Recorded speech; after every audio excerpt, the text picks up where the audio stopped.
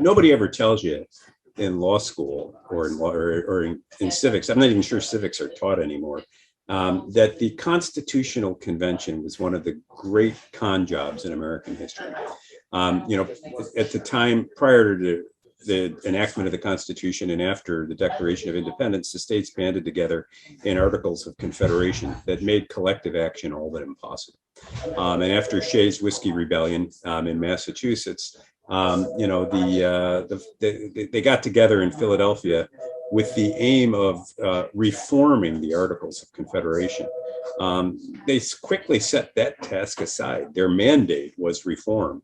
Their mission, however, became revolutionary, and they created something fundamentally new. They created a constitution that exceeded and eradicated the expectations of the Articles of Confederation.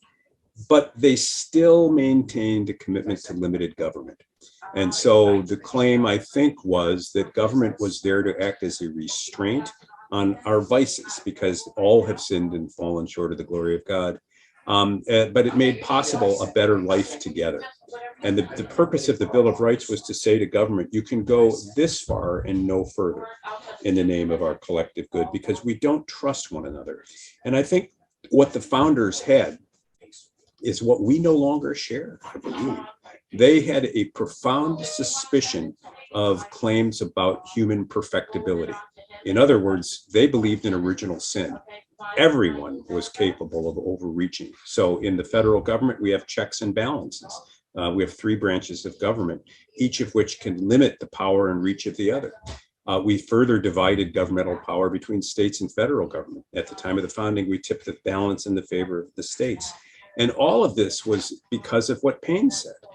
You know, we succumb to vices, and when left to our own devices, we will do what the Bible warns against. We'll become the pots saying to the potter, why makest me thus? And we'll each demand that the world be recreated in our own image. The founding of limited government and of our constitutional republic was, you know, people will be free to seek their own ends and objectives, but we need government, because if we're too free, we'll destroy one another and ourselves. I think right now we're eliminating those limits, and we're destroying significant parts of our culture.